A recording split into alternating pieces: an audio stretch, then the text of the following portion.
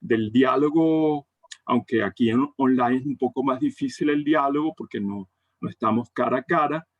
Sin embargo, la alimentación mutua es fundamental para el desarrollo del conocimiento y creo que, bueno, trataremos de impulsar ese tipo de diálogo. Ahora quiero hacer una pregunta a mis jefas, si tengo que leer el programa ahora o simplemente hago un resumen. ¿Qué Como tú opinan? quieras, Rafael, como tú quieras. Nosotras Okay. nos retiramos, ¿verdad? Para darle curso a la clase y tú arrancas con ellos como tú O sea, quieras. no me van a vigilar. No. No,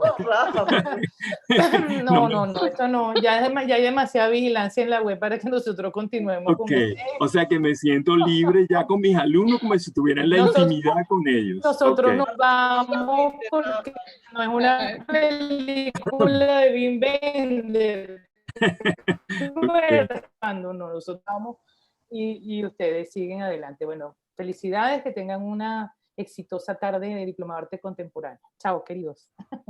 Chao. Muchas gracias. Gracias. Bueno, Chévere. profesor, voy a comenzar a grabar la clase. ¿Te Correcto. Ya estoy grabando, Pamela, ya lo puse a grabar yo. Ah, ok, perfecto, Pat. Dale. Bueno, gracias a Pamela también por el apoyo y la cortesía también, su amable manera de tratarnos a los profesores, que es también importante para nuestra efectividad.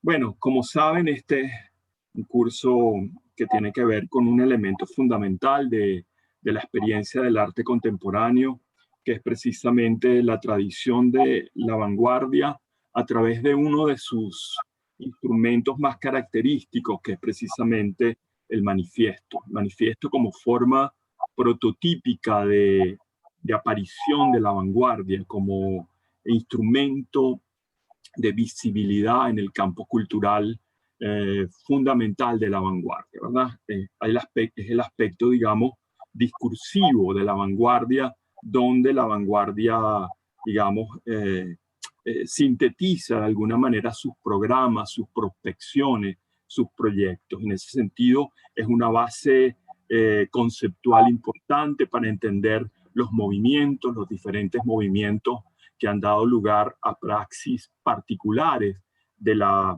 vida artística, de la modernidad latinoamericana y, por supuesto, con sus efectos colaterales y directos con el arte contemporáneo más cercano a nuestra experiencia. Okay, entonces, este curso tiene un carácter quizás un poco teórico, en el sentido de que vamos a leer mucho texto, menos imágenes que texto, aunque yo trato de equilibrar un poco para que no se aburran. Yo no sé si para que el contacto entre ustedes y yo a través de la red, que es un poco inestable, si es conveniente, Pamela, que los estudiantes apaguen los micrófonos mientras no están hablando. No sé, ¿tú qué recomiendas? Sí. Ok, Que entonces... apaguen los micrófonos y si tienen una conexión muy lenta, pueden apagar el video también, no hay problema. Ok. Y se Vale. prenden para despedirse si quieren. Lo que les hagamos como mientras no estén hablando, no es necesario que tengan el video ni el micrófono. Correcto. Vale, entonces continúo. Una brevísima presentación del programa. Lo que vamos a leer es un manifiesto fundamentalmente como el soporte discursivo conceptual que le da consistencia a diferentes propuestas de la representación visual en el arte contemporáneo, ¿no? Por eso el título completo de la materia dice Manifiestos del arte de vanguardia, problemas estéticos en el arte latinoamericano, las formas de la insurgencia frente a los parámetros tradicionales de la representación. Aquí la palabra clave es la palabra insurgencia, ¿verdad? Que es una palabra determinante para la dinámica de la vanguardia, la reacción frente a un estado de cosas que es cuestionado, que debe ser contrariado, ¿verdad?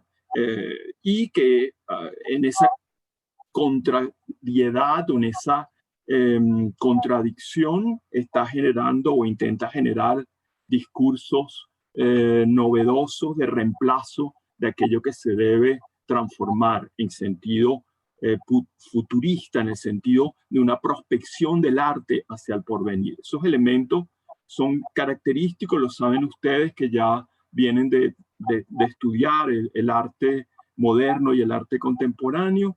La vanguardia tiene ese carácter, ¿verdad?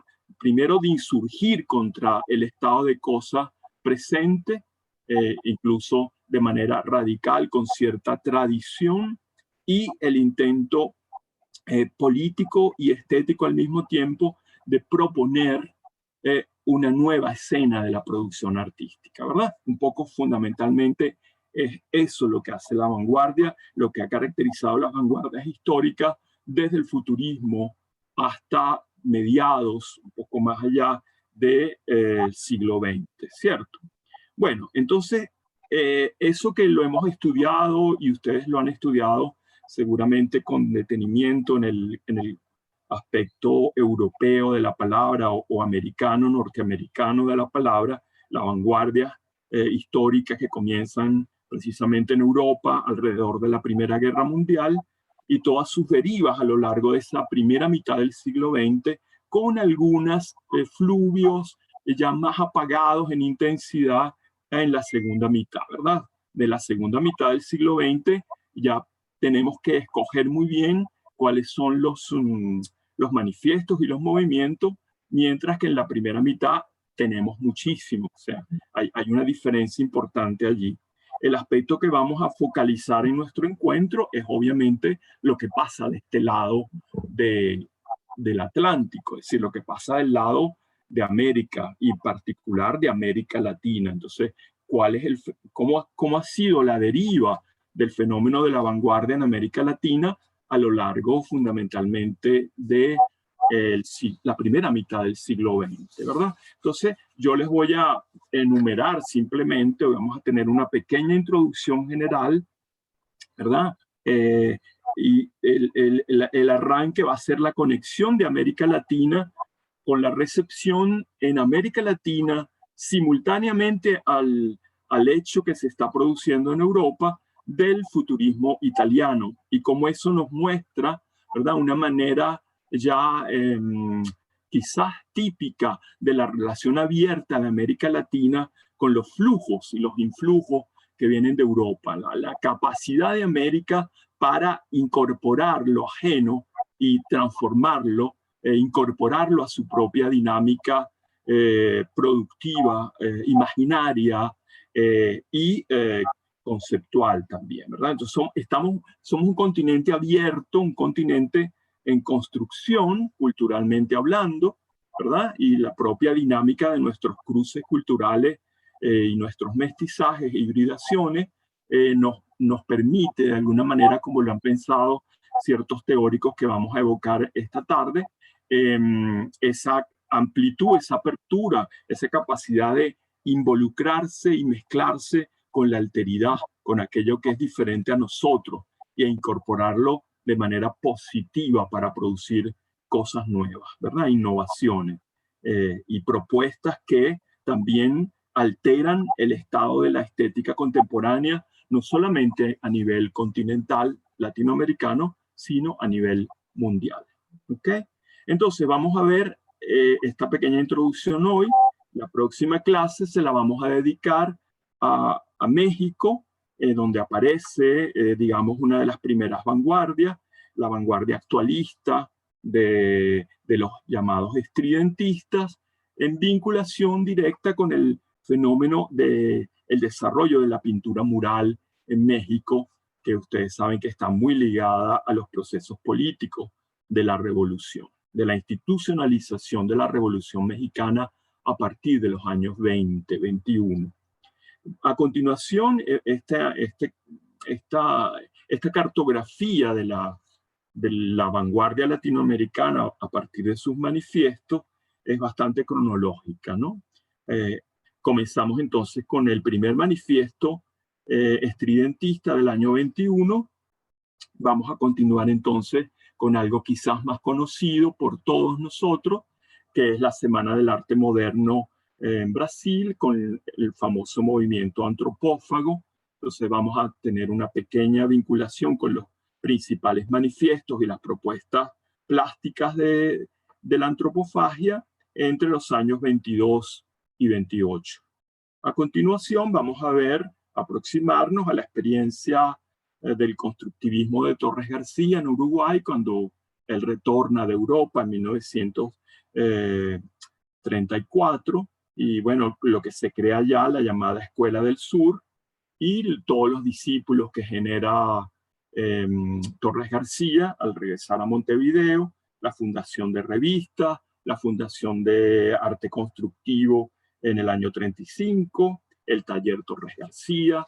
Entonces vamos a ver ese momento también de nuestra vanguardia con uno de los personajes más interesantes de esa historia, que es precisamente Torres García, un hombre de avanzada que estableció conexiones muy ricas entre Europa y América, porque se involucró en los procesos de la vanguardia europea cuando estaba en Europa, que una de las características quizás que podamos encontrar en esta historia de nuestras vanguardias es que una cantidad muy alta de artistas han hecho el pase por Europa para la formación y han estado en contacto directo con la experiencia in situ de lo que está pasando en la vanguardia de los años 20, por ejemplo. Casos como el de Huidobro o casos como el del propio Torres García en vinculación con todo el arte concreto, precisamente, ¿verdad?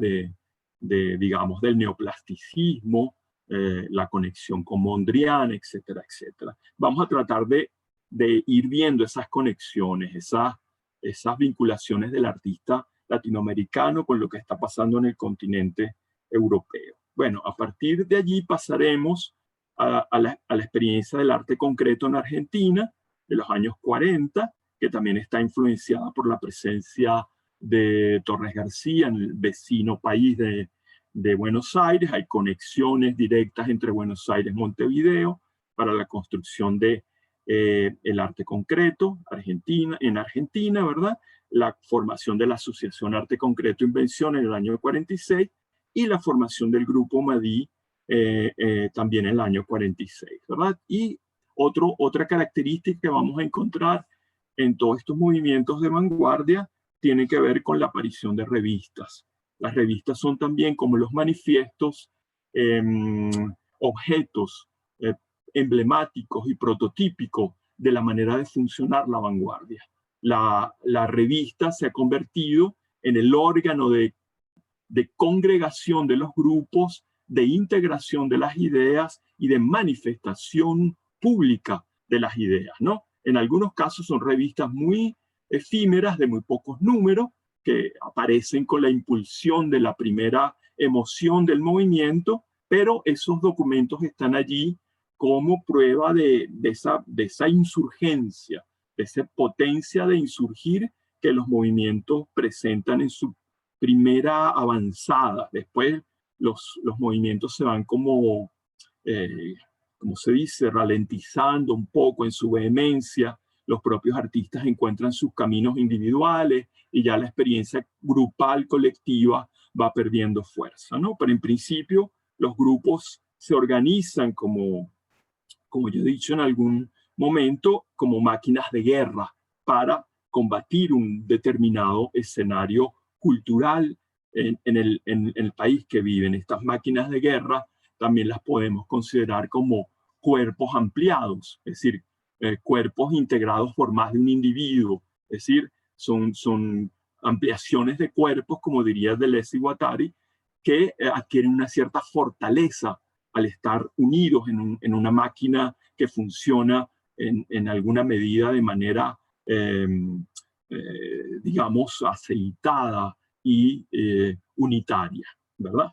Entonces, a partir de allí vamos a también explorar el arte concreto en Brasil y ya vamos llegando a la década de los 50, vamos a tomar en cuenta al grupo Ruptura de Sao Paulo, al grupo Frente de Río de Janeiro y a la reacción a finales de la década del neoconcretismo, ¿verdad?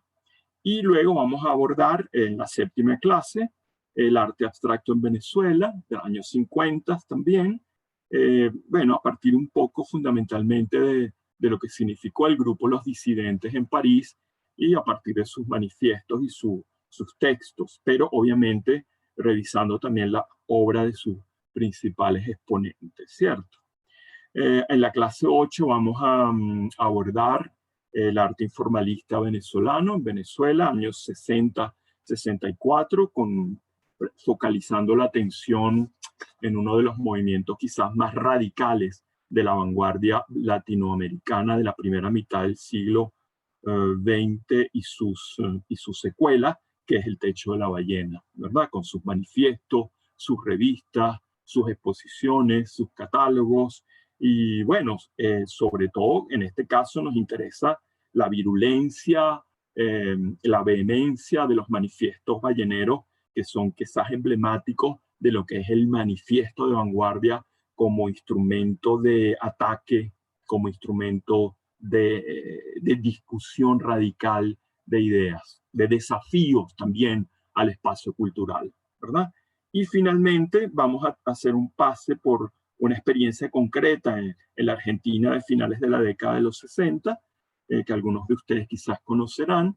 Yo lo he llamado el arte radical en Argentina, pero toda la vanguardia podríamos configurarla como expresiones de un arte radical o radicalizado, ¿verdad? En alguna medida. Entonces vamos a abordar, para cerrar nuestra deriva, con la experiencia de Tucumanarde, que es una experiencia colectiva de los artistas de Rosario y luego de los artistas de Buenos Aires, bueno, que es quizás uno de los movimientos más intensamente políticos de todas las vanguardias que vamos a revisar, ¿no? Y finalmente yo dejo una sesión abierta para lo que yo concibo como un simposio. Es decir, a mí me gusta que a la clase final y en algunos casos las dos clases finales sean unas sesiones de compartir entre todos los miembros de la clase. Es decir, en vez de que ustedes me entreguen un trabajo que yo lea en solitario y les ponga una calificación, a mí me gusta que ustedes lean una pequeña ponencia cortísima sobre algún aspecto que vayan a investigar a lo largo del desarrollo del curso sobre la vanguardia o sobre el manifiesto y lo expongan muy brevemente en esa última clase en una lectura de 2 cuartillas que no serán más de 10 minutos por persona. Afortunadamente somos pocos y yo creo que en una clase podemos hacer ese pequeño simposio en el que cada uno va a compartir su, digamos, asimilación crítica de lo que hemos visto a lo largo de 9 sesiones, ¿verdad? Esa será nuestra evaluación. Además, no habrá otro tipo de evaluación. Aquí no se puede evaluar como en otras veces la asistencia, la intervención, etcétera. Vamos solamente a evaluar la escritura de ese pequeño texto y la lectura de ese pequeño texto en el simposio final. ¿Ok? Esas serían un poco el contenido programático del curso y la evaluación, que es fundamental para ustedes. Yo sé que siempre les preocupa eso. Entonces ustedes más o menos a partir de yo no quiero anticiparlos ni presionarlos, pero por ejemplo, a partir de la 7ª clase, ya ustedes deberían tener como una idea de qué les gustaría trabajar, a pesar de que les falta por ver 2 movimientos. Pero como ustedes tienen la información previa, de pronto pueden investigar por su cuenta y ver, me interesa más esto que esto, etcétera, ¿verdad? Y ya a la 7ª clase, ustedes me pueden presentar un pequeño proyecto de ponencia, es decir, sobre qué quieren trabajar, qué aspecto particular. Fíjense, escojan una cosa muy concreta que les permita decir algo en 2 cuartillas, ¿verdad? Y así, yo sabiendo previamente lo que ustedes van a abordar, les puedo recomendar lecturas y bueno, también puedo como discriminar los temas para que no se solapen y 3 ponencias sean sobre lo mismo, etcétera, etcétera, ¿verdad? Esa sería nuestra dinámica. Luego, yo creo que Pamela les pasó el cronograma. Sí, Pamela. ¿Le pasaste el cronograma, el programa? No, profe, se los paso. Déjame buscarlo a ver si lo recibí No, ya. se lo pasas Perdóneme, luego. yo se los Sí, paso. y la bibliografía, pues, ¿no? Ajá. Y cualquier pregunta, pues bueno, estamos a la orden por correo, ciertamente, y bueno, por el chat. A veces no da tiempo uno de leer el chat cuando está dando la clase, y si no respondo, atiendo alguna intervención es porque no me doy cuenta viendo la presentación, ¿verdad? Y cualquier cosa yo puedo, gracias a los envíos de la sala, revisar no solamente la grabación, sí, sino el chat, las preguntas, ¿verdad? Bueno, entonces vamos a entrar en materia, aunque ya estamos en materia, con la presentación del día de hoy. Vamos a ver la presentación. ¿La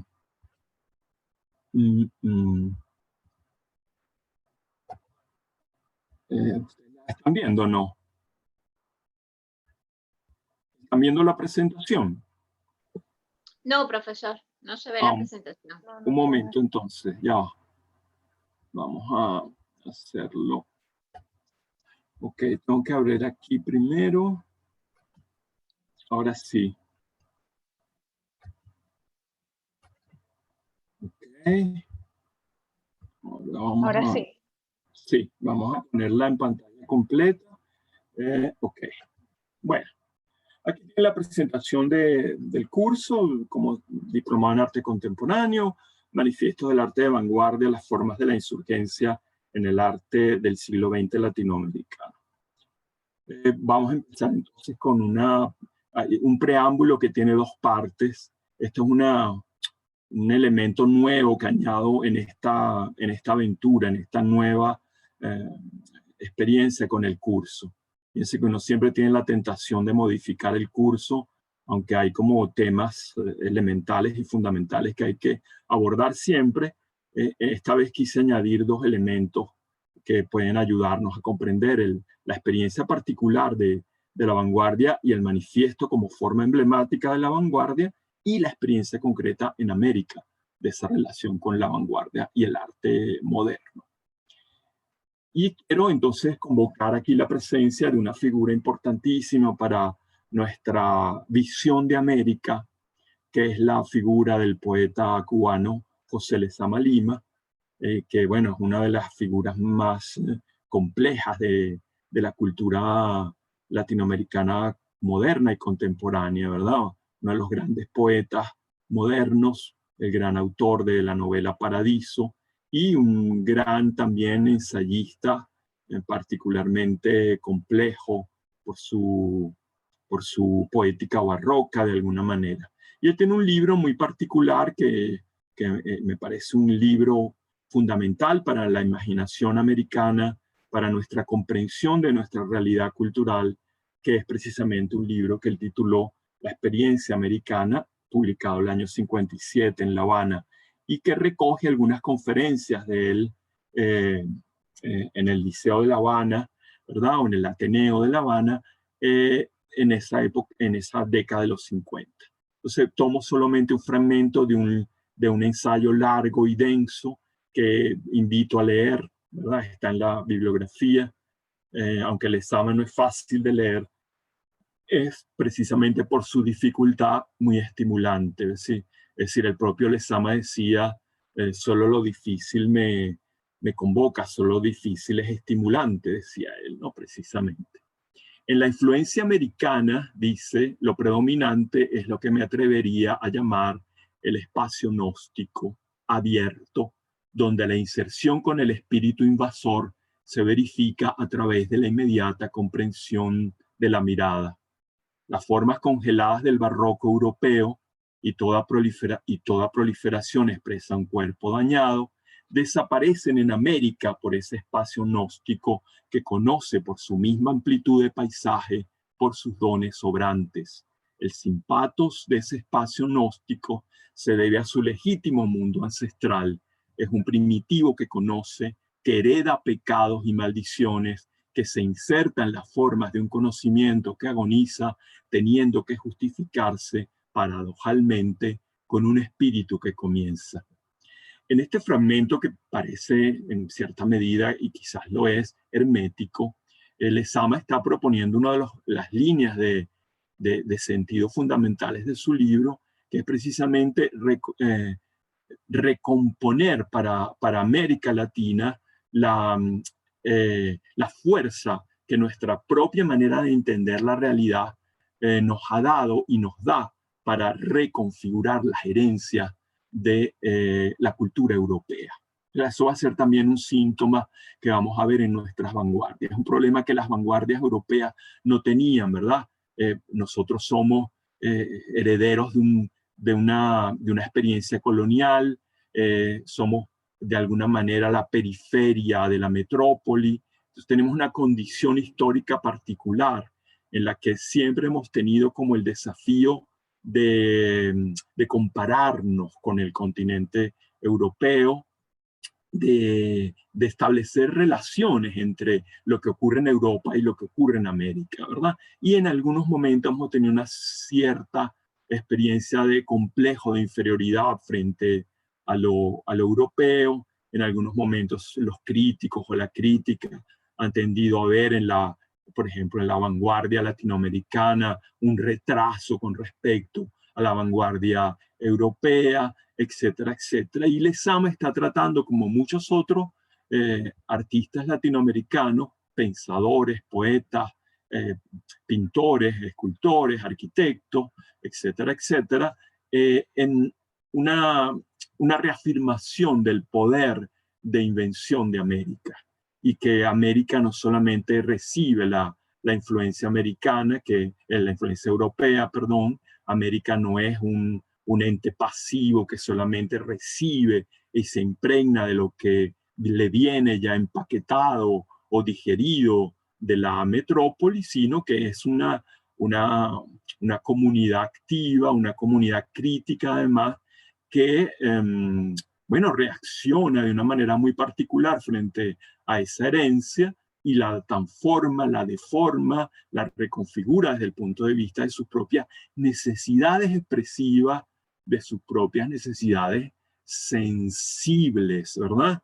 Y bueno, fíjense, aquí hay unas palabras claves que vamos a rescatar. Cuando él habla del espacio gnóstico, está hablando también del espacio del conocimiento, es decir, cómo América está influida por Europa, pero lo predominante en ese influjo extranjero en la cultura nuestra no es el influjo mismo, sino el carácter de nuestro espacio de recepción, nuestra capacidad de apertura. Fíjense, ese espacio gnóstico es un espacio abierto, dinámico, múltiple, ¿verdad?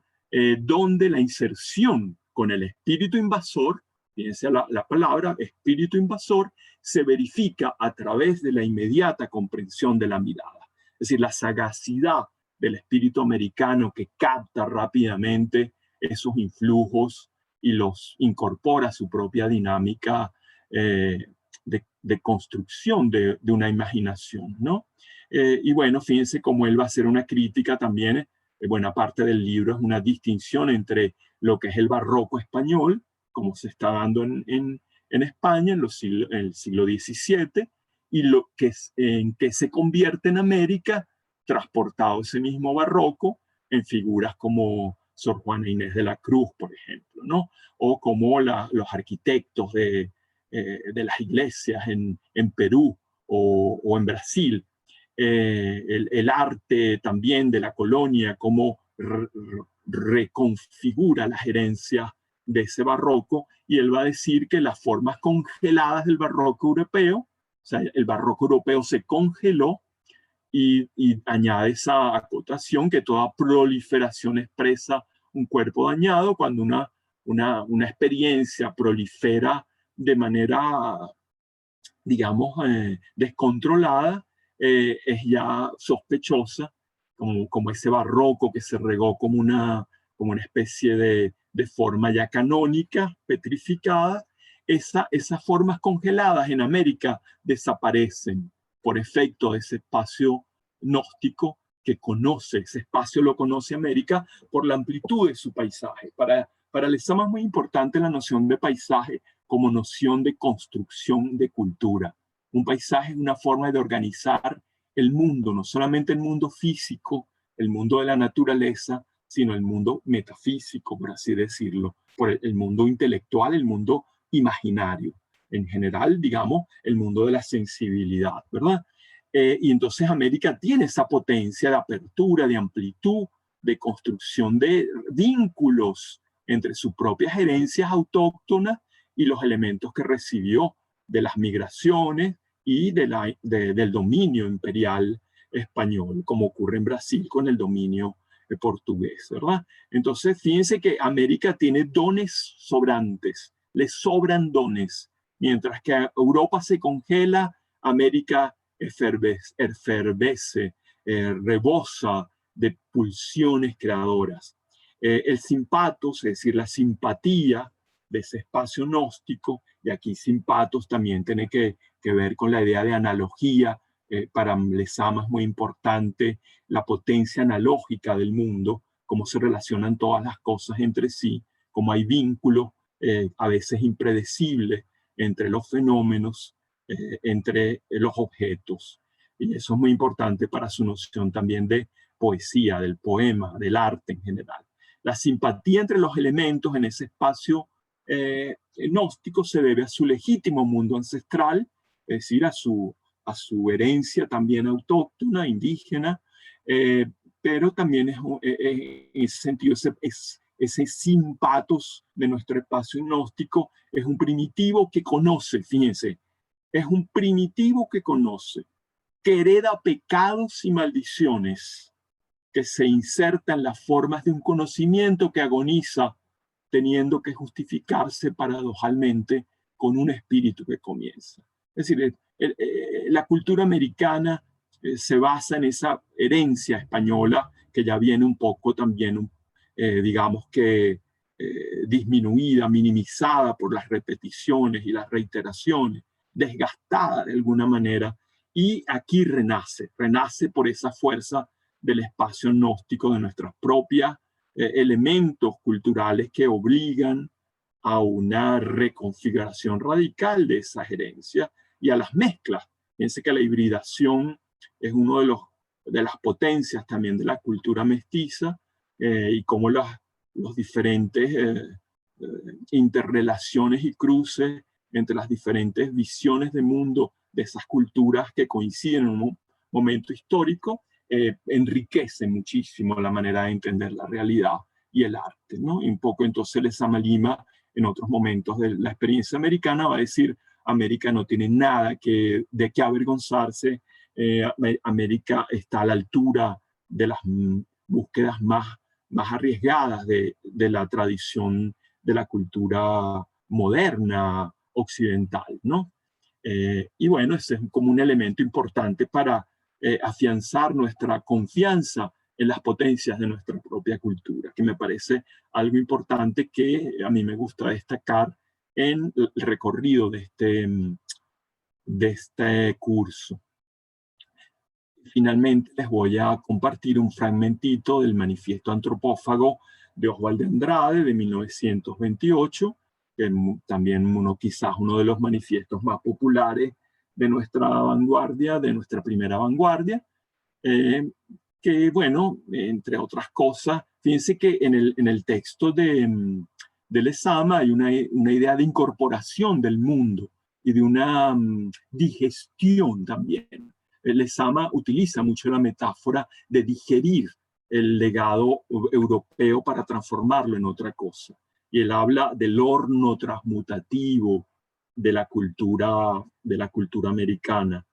Y de alguna manera la antropofagia brasilera también está proponiendo un tipo de devoración del otro, de incorporación ritual del otro, en el sentido más amplio de la palabra, del otro con mayúscula, de todas las manifestaciones de la alteridad, de la mismidad brasilera, si podemos hablar así, y además tiene ese carácter también que me interesa reforzar en esta primera entrada, que es la afirmación gozosa de una pertenencia, de una identidad, la defensa de una cualidad particular de un continente otro, de un continente raro, de un continente híbrido, mestizo, complejo en su diversidad, en su multiplicidad, y defender esa multiplicidad como un valor. Esa inestabilidad también, esa potencia de cambio, de transformación que caracterizaría buena parte de nuestra historia cultural. Entonces, fíjense cómo este es un manifiesto emblemático y ejemplar por todo el tono con el que está escrito, ¿verdad? El tono de la ironía, el tono del desafío, como diríamos, agresivo al legado europeo, y con un cierto sabor de broma, de cinismo, ¿verdad? Que, bueno, tiene una evidente carga de violencia crítica, ¿no? Entonces, fíjense que en este pedacito que dice Oswald de Andrade, fue porque nunca tuvimos gramáticas ni colecciones de vegetales viejos, y nunca supimos lo que era urbano, suburbano, fronterizo y continental, perezosos en el mapamundi de Brasil, una conciencia participante, una rítmica religiosa. Yo siento que este fragmento dialoga perfectamente con Lezama, aunque me parece que Oswald de Andrade nunca leyó ese texto de Lezama. Es probable que tampoco Lezama haya leído Andrade, pero hay un circuito de interrelaciones que se produce casi que a nivel espontáneo en un determinado momento de la cultura, en todas las historias y en todos los tiempos, en las que líneas de sentido se producen simultáneamente a veces y se conectan sin que los propios agentes de la conexión estén conscientes de que se han producido esas relaciones, esas semejanzas, esas superposiciones. Pero eso habla de que hay una conciencia, ¿cómo la llamaríamos? Una conciencia continental realmente, en la que se entrecruzan elementos de coincidencia que sí nos permiten hablar en cierta medida con toda la relatividad necesaria, ¿verdad?, de las diferencias, de una identidad latinoamericana que se soporta en ciertos rasgos distintivos que podríamos, a medida que leemos los manifiestos, en este caso algunas manifestaciones artísticas concretas, que podemos, digamos, distinguir y poner en evidencia, ¿no? Entonces, fíjense aquí hay un desafío. Nosotros no tuvimos toda esa cultura de la gramática, de las grandes leyes, de la grande filosofía. No tuvimos, fíjense, la ironía de colecciones de vegetales viejos. No fuimos científicos, herbolarios, investigadores, sino fuimos más bien otro espíritu. No teníamos segmentaciones tan claras entre lo urbano y lo suburbano, entre las fronteras y lo continental. Es decir, como que ya éramos un espíritu ampliado antes de que la vanguardia dadaísta, por ejemplo, intentara romper esa frontera en Europa como reacción violenta a la tragedia de la Primera Guerra Mundial. Nosotros no tuvimos eso, ¿verdad? Tuvimos, digamos, otro tipo de relación con la realidad. Y bueno, él rescata, fíjense, una virtud que cualquiera otro en otro contexto le parecería un vicio más bien, que es la pereza. La pereza como una forma de receptividad, la pereza como una forma de apertura, eso que Lezama llamaba espacio gnóstico, ¿no? Ese paisaje receptivo que crea formas a partir de una pereza o también un cierto nivel de contemplación y de receptividad de lo extraño, como si estuviésemos acostumbrados a manejarlos con lo otro, no así con otras culturas, ¿verdad? Y bueno, finalmente con esta frase que es fundamental, somos un continente, en el caso, los brasileños son, como ustedes lo saben, por muchas evidencias, muy nacionalistas, a pesar de que lo estamos tomando como una manifestación de la latinoamericanidad. Los brasileños suelen ser más autistas en ese sentido, y cuando él habla de una conciencia participante, una rítmica religiosa, se está fundamentalmente refiriendo a la cultura brasileña, ¿no? Pero nosotros podemos extrapolar eso a la conciencia latinoamericana en su conjunto. No puede decir, lo que caracteriza a los latinoamericanos, a la cultura nuestra, es esa potencia de participación y una rítmica, una capacidad de conectar los elementos en una forma musical, pero musical en el sentido productivo de las regularidades y, bueno, también de las alternaciones de movimientos, de énfasis, ¿verdad? Incluso a nivel, digamos, semántico, a nivel melódico, a nivel de las configuraciones rítmicas de la cultura. No solamente pensando en el tema religioso, sino en la rítmica como un buen reparto de las partes en un contexto dado, desde el punto de vista estético sin duda alguna, pero también desde el punto de vista ético y desde el punto de vista político, ¿no? La vanguardia va a estar minada de esos entrecruzamientos, y en América Latina, por su propia condición periférica y colonial, eso va a ser más evidente. ¿Okay? Bueno, también había ese otro pedacillo, otro fragmento del mismo manifiesto, que es también prototípico de hay como un tono de descaro, ¿verdad? Del antropófago, es decir, yo me devoro al otro, solo me interesa lo que no es mío, o sea, me interesa lo ajeno. Esa es la ley del hombre, es la ley del antropófago, ¿verdad? Cuando veamos este manifiesto con atención, veremos la riqueza que tiene, pero todo está dirigido en esta órbita humorística, crítica, a veces un poco ácida, corrosiva, de una reacción frente al legado europeo y una afirmación del modo como América Latina transforma ese legado para producir cosas nuevas. ¿Okay? Ahora vamos a entrar en el segundo preámbulo, que es abrir camino a las lecturas concretas de los manifiestos. Y esto es un elemento también general. En la primer preámbulo hablo de América Latina, de nuestra disponibilidad y apertura para los influjos. Ahora voy a centrarme muy brevemente, porque ustedes también conocen bastante bien la vanguardia, las vanguardias históricas europeas por lo menos. Y voy a comenzar con un recuerdo de Richard Welsenbeck, uno de los fundadores del dadaísmo en Zúrich, en el año 16, ¿verdad? Como todos recuerdan. Y esta evocación que hace Welsenbeck pone como figura protagónica a Tzara, a propósito de lo que significó para ellos el manifiesto. Dice, Tristan Tzara decretó en Zúrich en 1918 que el manifiesto es una forma literaria que permite condensar muchas de nuestras sensaciones y nuestros pensamientos. Desde los primeros días del Cabaret Voltaire hemos escrito y leído manifiestos.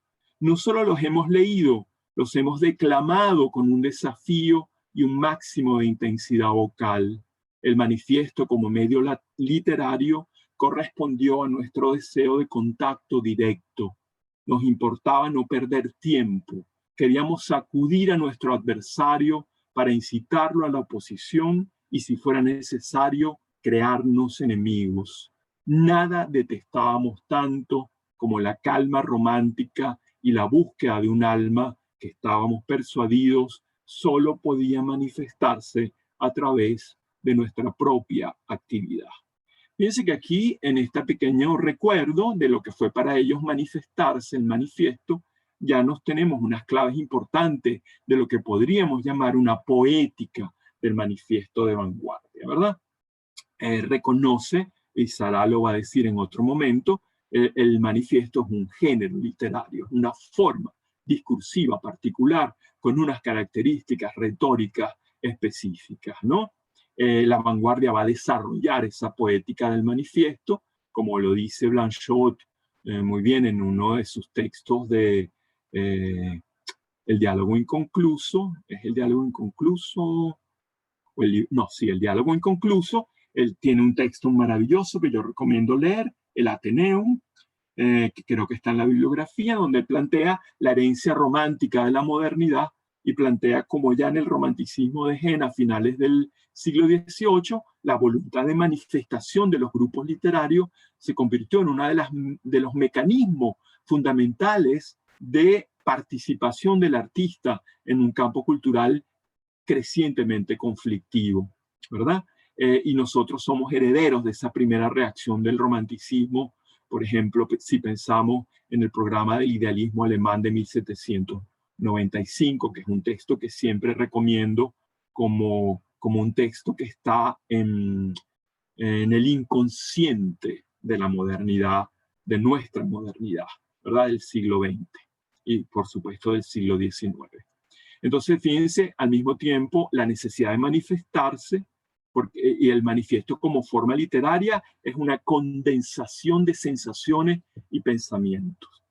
Desde los primeros días del cabaret, donde tuvo lugar la fundación del dadaísmo, la primera camada dadaísta, desde ese momento hemos escrito y leído manifiestos. Y no solo los hemos leído, los hemos declamado, o sea, toda la cuestión teatral de la presentación de los manifiestos en el Cabaret Voltaire, de los escándalos que se producían en la lectura de sus manifiestos, y el manifiesto correspondió al deseo de los artistas de un contacto directo con el público, ¿verdad? Es decir, ya evitar las mediaciones de la crítica, las mediaciones de la prensa, y hablarle, interpelar al público directamente en los recitales, en el cabaret, donde se presentaban performances y representaciones, digamos, paródicas de los conciertos, de las obras de teatrales, etcétera, etcétera, parodias,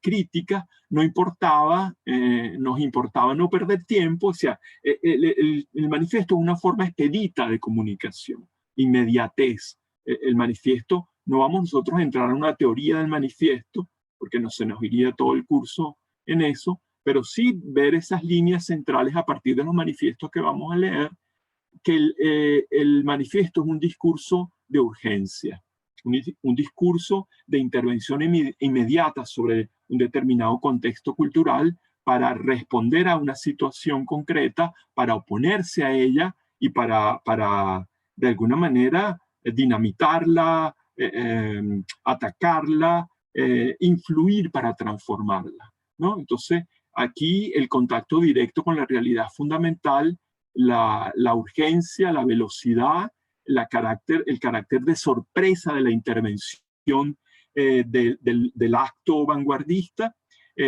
tiene como intención sacudir al adversario para incitarlo a la oposición. Es decir, la vanguardia se nutre de la contradicción, de la respuesta, digamos, adversa del otro, del que en un contexto cultural se nos opone como otra mirada, como otro proyecto, ¿no? Y porque era necesario, inclusive si no aparecía la oposición, crearnos enemigos. Es una parte importante también de la dinámica de la vanguardia, lo que yo he llamado construir el enemigo. O sea, no hay vanguardia sin enemistad, sin blanco de ataque, porque como todos saben, toda la parafernalia verbal de la vanguardia está robada de alguna manera del léxico militar, enfrentamiento, ataque, insurgencia, avanzada, etcétera, etcétera, ¿verdad?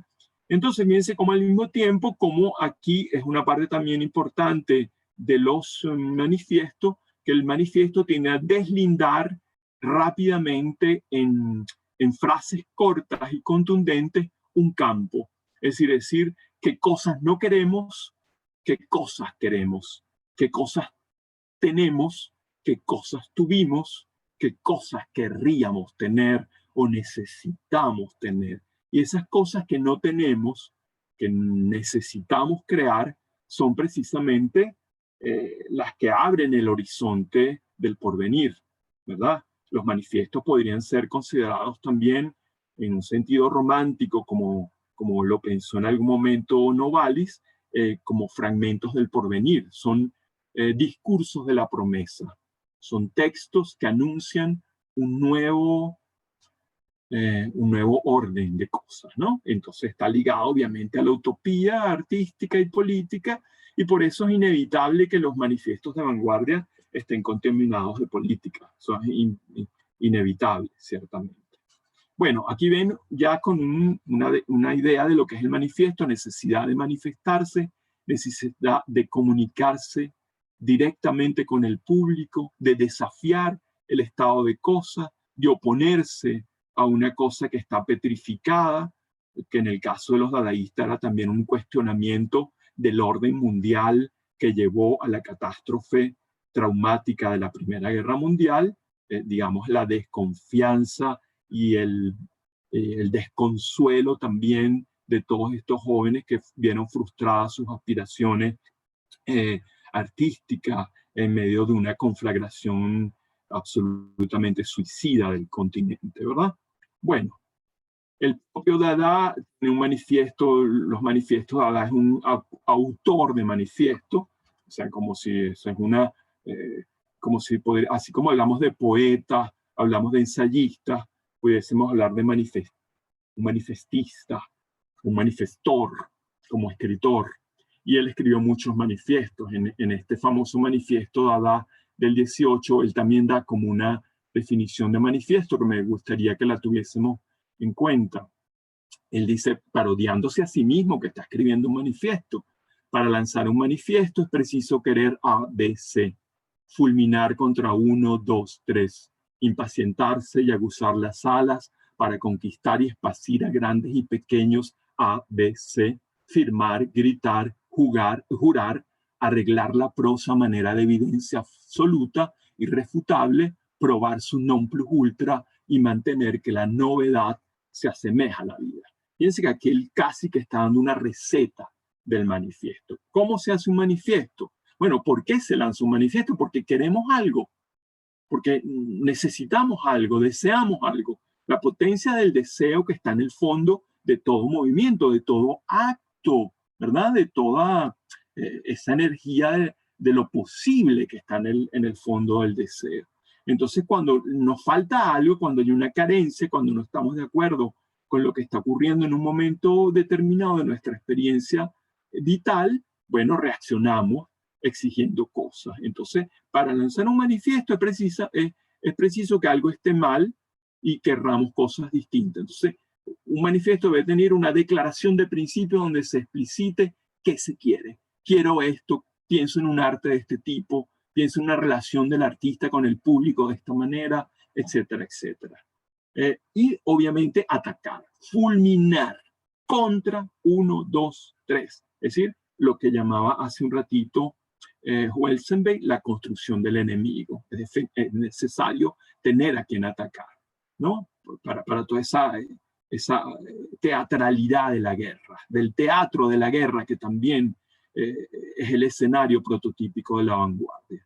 Entonces, ¿qué más? Impacientarse, es decir, violentarse, aguzar las alas para conquistar y esparcir a grandes y pequeños, A, B, C, estas enumeraciones, firmar, gritar, jurar, arreglar la prosa, es decir, esto ya es como un maquillaje retórico deliberado de la prosa para mostrar como lo que se dice en el manifiesto es de una evidencia absoluta, irrefutable, como si se estuvieran utilizando verdades irrevocables, ¿verdad? De no va más allá, es decir, donde se llega a un límite, y mantener además, sostener que la novedad, lo nuevo, es equivalente a la vida, que la vida es renovación constante. Fíjense, con esos elementos ustedes podrían construir un manifiesto, ¿no? Yo soy amplio hasta el punto de que ustedes, si quieren contribuir al simposio final con un manifiesto personal o grupal, en la que piensen o imiten, incluso como una imitación de un manifiesto, qué les parecería lo que debería ser el arte de hoy, hacia dónde va el arte, que no, con qué no comulgan en el arte contemporáneo, latinoamericano en particular, y qué querrían del arte, qué esperarían de la escena de la cultura, y particularmente de la cultura visual en América Latina. Eso es una posibilidad de ponencia final, que podría ser, no tengo problema, grupal. Es decir, que escriban entre varios un manifiesto. ¿Ok? Bueno, el propio Dada, en otro de sus manifiestos, en un largo manifiesto, Dada Manifiesto sobre el amor débil y el amor amargo, dice: un manifiesto es una comunicación hecha al mundo entero en la que no hay más pretensión que el descubrimiento de los medios para curar instantáneamente la sífilis política, astronómica, artística, parlamentaria, agronómica y literaria. Puede ser dulce, bonachón, siempre tiene razón, es fuerte, vigoroso y lógico. Obviamente aquí está el contenido irónico, autoirónico, autoparódico del propio Tristán Tzara, ¿verdad? Que se está burlando de su propia manía de hacer manifiestos, del manifiesto dadaísta, que piensen todo, que es quizá el movimiento más nihilista de todos los movimientos de vanguardia, que no quiere establecer nada, que no quiere imponer nada. Sin embargo, aquí se están explicitando, desplegando unas ideas que también nos sirven para pensar el manifiesto como forma. Es decir, una comunicación que tiene la intención de ser universal, abierta a todos los públicos, que rebasa las fronteras nacionales y cuya pretensión es el descubrimiento de los medios para curar instantáneamente la sífilis política. Estas son palabras emblemáticas también. Curar, porque hay un elemento también que lo vamos a descubrir, ustedes lo recuerdan seguramente, de los manifiestos futuristas, la higiene del mundo. Los vanguardistas vienen a limpiar el mundo, el campo cultural de escoria, de la ruina, de las momias del arte, o piensen ustedes en el cubofuturismo ruso y la idea de acabar con los museos, ¿verdad? Ventilar las viejas galerías donde se acumula el polvo en los viejos objetos del arte. Y aquí él exagera. La vanguardia no solamente le interesa la literatura ni la artística parlamentaria, sino la astronomía, la política, la agronómica, todas las enfermedades de la cultura de una sociedad. Y precisamente elige una de las que podría ser más ofensiva, la sífilis, etcétera, ¿verdad? Puede ser dulce además al mismo tiempo frente a esta vehemencia instantánea, el intento de curar un mal de manera instantánea mediante la violencia, mediante la urgencia, mediante la participación insurgente inmediata en un determinado campo de acciones, ¿verdad? Puede ser dulce, es lo que también llamó Welsenbeck actividad. La contraposición entre contemplación y activismo. La vanguardia es una forma de activismo cultural y las manifestaciones del arte de vanguardia son activismo político, estético. Piensen en cualquiera que piensen, desde el futurismo y su reaccionarismo político e ideológico hasta los más comprometidos con una visión progresista o de izquierda o del sesgo que ustedes quieran ponerle, ¿verdad?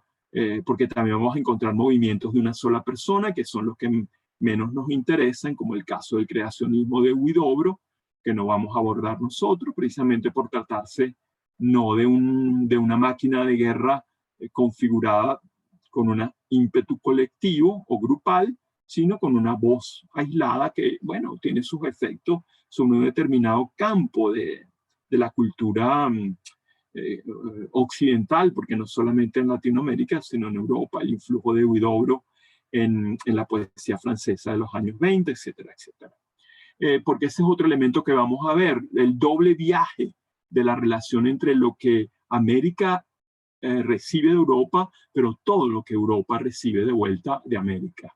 Eso es una relación mutua de intercambio de flujos. No es solamente que es América la que se abre a recibir los legados europeos, es América que ha abierto el campo a la propia Europa. Y vamos a hacer una pequeñísima referencia dentro de poco a Rubén Darío, al poeta modernista. Y entonces fíjense, ese manifiesto dadaísta puede ser al mismo tiempo bonachón, dulce, pero siempre tiene que tener la razón, tener ese carácter también totalitario, autoritario, mejor dicho, de imponer las ideas, y tiene que ser fuerte, vigoroso y lógico, aunque en otros manifiestos Dada, Tzara ha apostado precisamente por la contradicción, la incoherencia, escribo un manifiesto y no sé por qué lo escribo, etcétera, etcétera, ¿no? Bueno, esto nos sitúa un poco en la órbita general de lo que sería el manifiesto como fenómeno mundial de la vanguardia, como fenómeno emblemático de la vanguardia en todas las escenas de la cultura moderna, en todos los, bueno, el escenario en el que trabajamos, el continente europeo y el continente americano, con esta limitación de que nuestro conocimiento no va más allá de lo que pueda haber ocurrido en otras zonas, y lo más distante que podemos explorar es la experiencia en Rusia, ¿verdad? En todo caso, ahora sí, le pregunto a Pamela cómo estamos de tiempo. Quedan 15 minutos, profesor. Solo 15 minutos. Quedan 15 minutos, sí. Bueno, aquí tenemos el primer campo de trabajo, prolegómenos de la vanguardia en América Latina.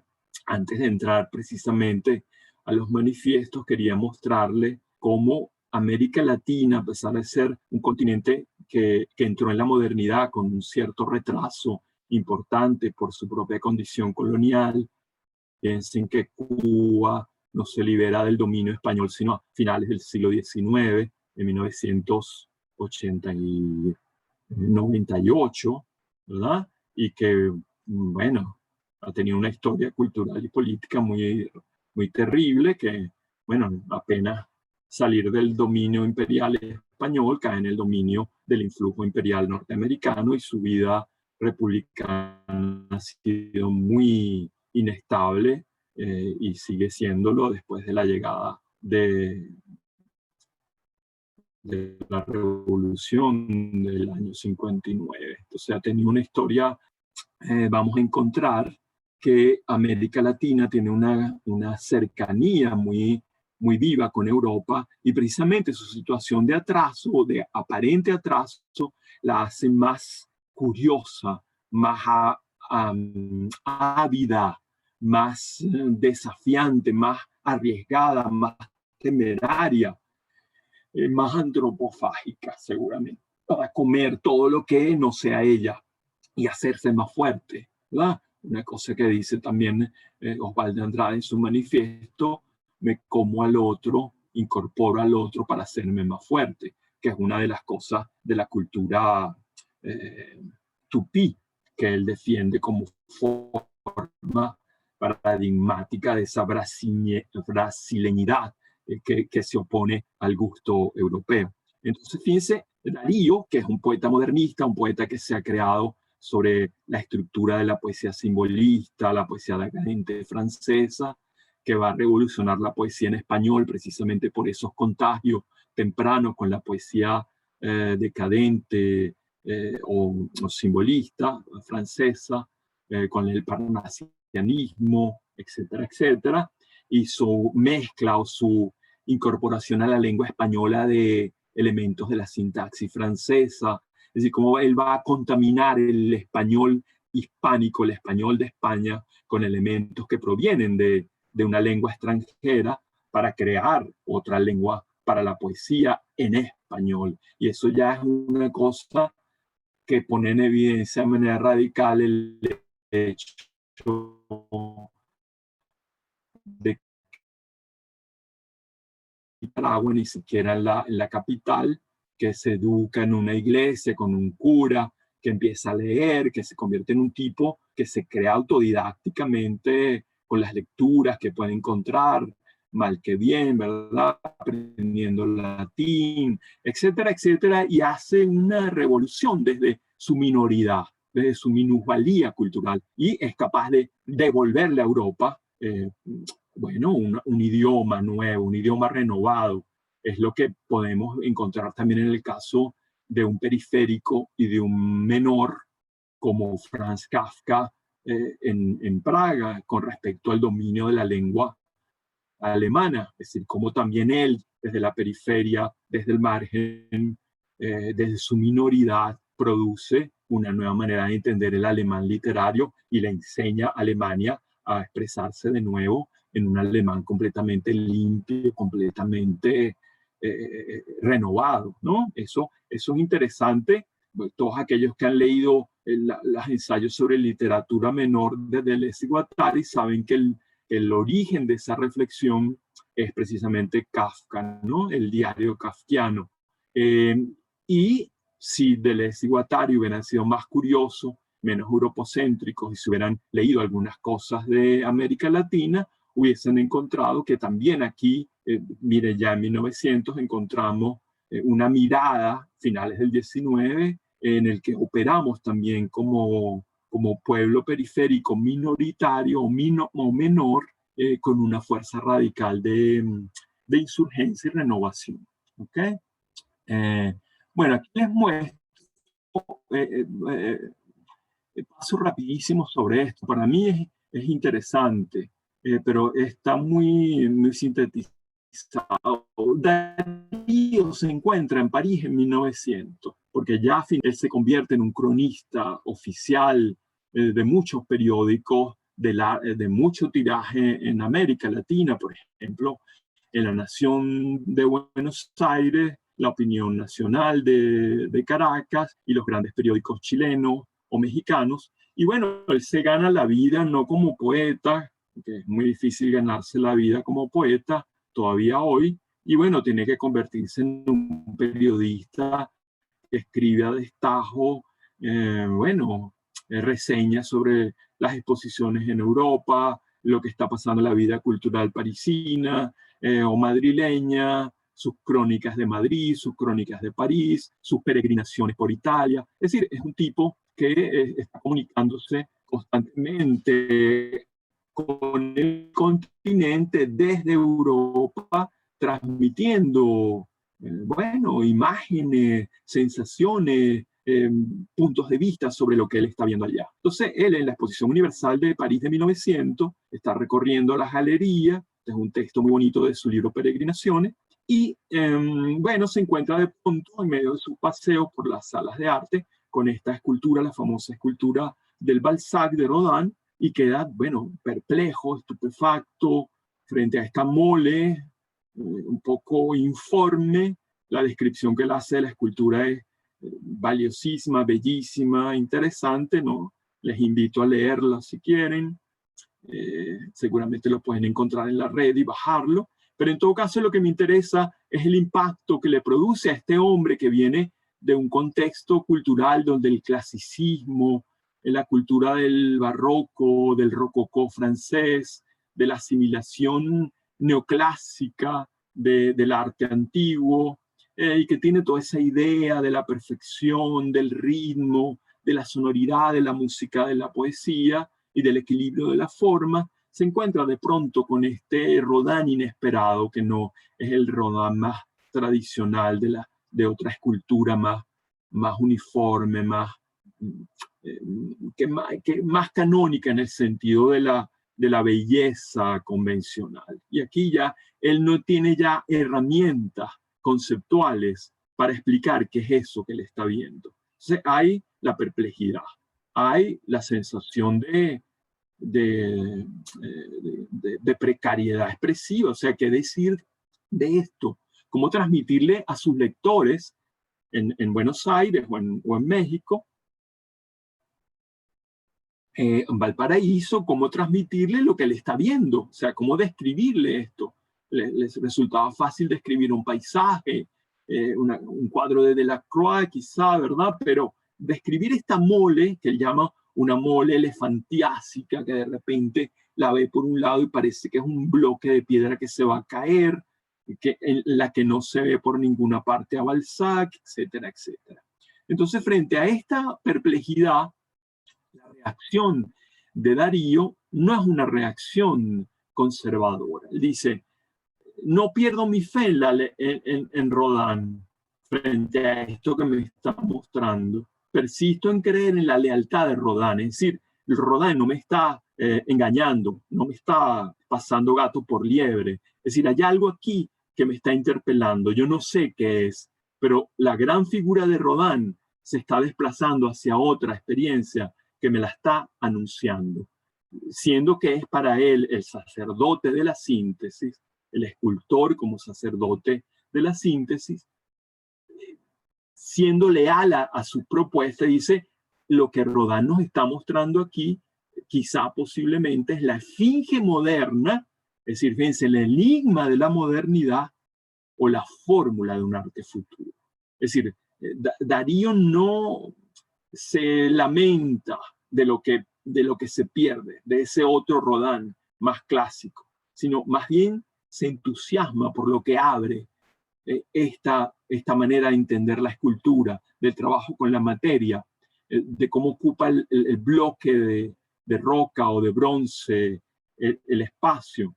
Y bueno, esa voluntad de apertura de la que hablaba Lezama, la vemos también en este Darío de comienzos del siglo XX. En la apertura del siglo XX, de nuestra consolidación moderna, bueno, un poeta que viene del XIX, un poeta que le ha llevado a España una nueva manera de hablar poéticamente en español, bueno, también dice, yo estoy abierto. Lo que me muestra esta esfinge, este enigma, que yo no sé revelar, sin embargo, espero de él algo. Aquí me está diciendo Rodin que el arte del futuro va a ser otra cosa. Yo no me cierro a eso que viene. Eso lo dice, bueno, ya un Darío de la madurez, 1900. Digamos, le faltan todavía 16 años de vida, pero ya es un artista consolidado, de prestigio en España, en Madrid, en la ciudad de Madrid, pero también en París, ¿verdad? Y por supuesto en toda América Latina. Poeta por excelencia. Entonces, él escribe el mismo año que esto del futurismo en París, no en París, porque ellos sí, es verdad que es en París, porque ellos publican el manifiesto en Le Figaro en 1909. Los futuristas, desde la primera aparición pública, digamos que apuntaron alto y bueno, eligieron como escenario de aparición radical la ciudad de la polémica en ese momento del arte moderno, ¿verdad? Y precisamente publican su manifiesto en un periódico de larga divulgación, ¿cierto?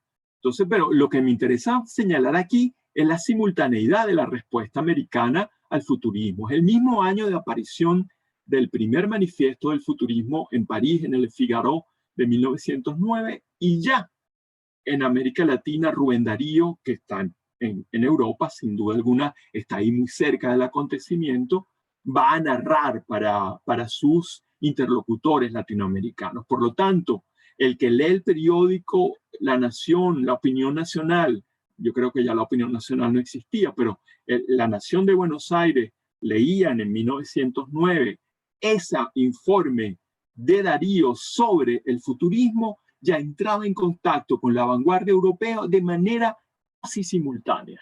Es decir, ahora es quizás más lenta la relación con lo que está pasando directamente en Suecia o en Dinamarca o incluso en la propia Colombia o en el propio Santiago de Chile. Es decir, a pesar de la globalización mundial, uno se asombra de que nuestros poetas, en condiciones más precarias de tecnología, bueno, estaban a la par de lo que estaba pasando en Europa, porque la mayoría de ellos estaba en Europa y narraba desde allá. Profe, vaya cerrando, quedan 2 minutos. ¡Dios santo! Se pasan rapidísimo. Ay, madre mía. Bueno, no hago más que comenzar. Bueno, esta clase se nos llevó más tiempo porque era la clase introductoria. Yo les prometo que la próxima vamos directo al grano.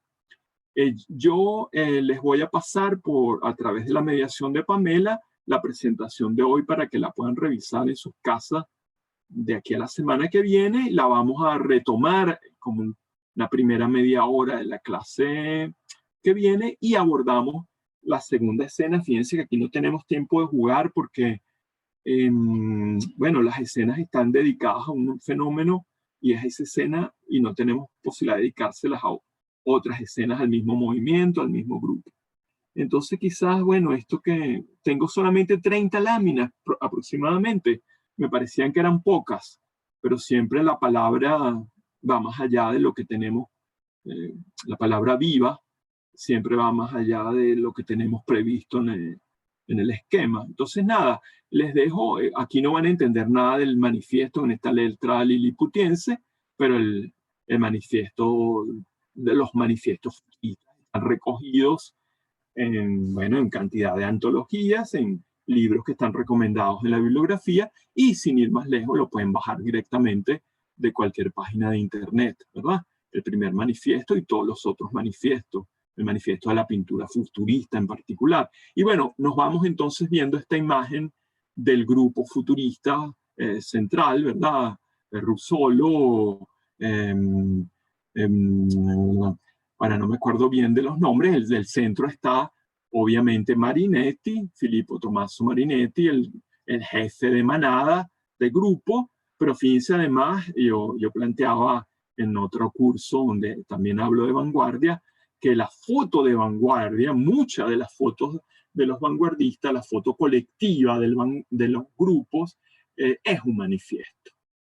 Esta posición de los poetas, de los pintores, de los músicos del grupo futurista milanés, bueno, esa actitud impositiva, incluso elegante. Aquí hay un elemento burgués fuerte. En este sentido, el futurismo es una vanguardia anómala dentro del resto de las otras vanguardias que son antiburguesas, en el sentido la bestia negra de la mayoría de las vanguardias en la burguesía.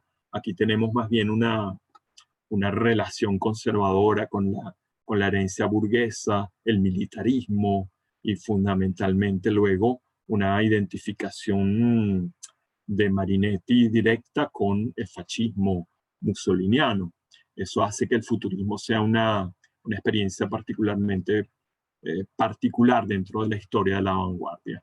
Pero es la primera vanguardia de manera emblemática, radical, con sus manifiestos, su vehemencia, su insurgencia, su desafío, su crítica, incluso su reto blasfematorio, transgresor, ¿verdad?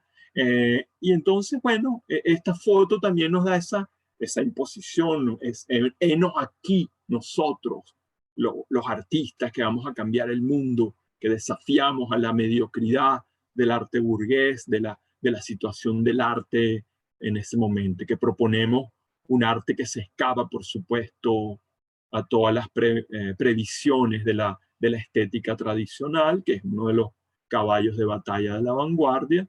Y recuerden aquella famosa frase, y con esto nos vamos, bueno, es más bella un coche de carreras o una locomotora con sus fuselajes brillando que la victoria de Samotracia. O es el fin de una estética y la voluntad de querer otra estética y de provocarla. ¿Ah?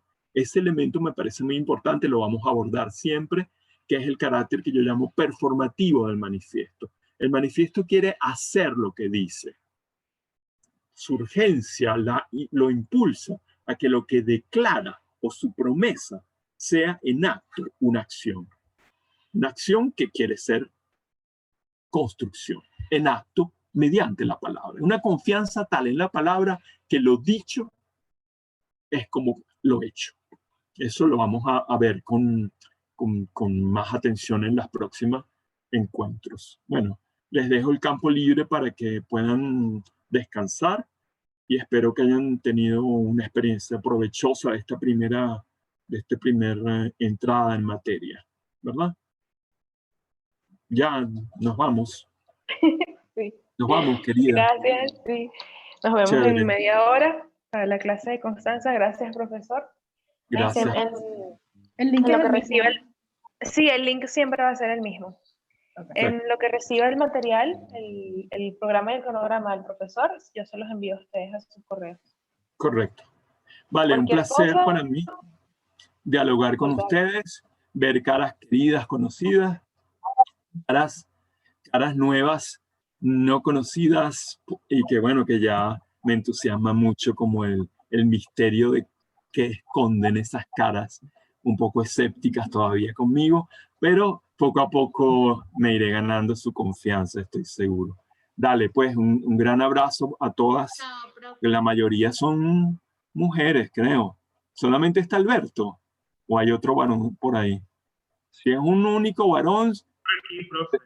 se fastidia. ¡Ah! Nuestro querido Marco, gracias. Un abrazo grande. Bueno, pero todavía las mujeres dominan, entonces un abrazo para todas. Chao. Chao, chao. Hasta luego.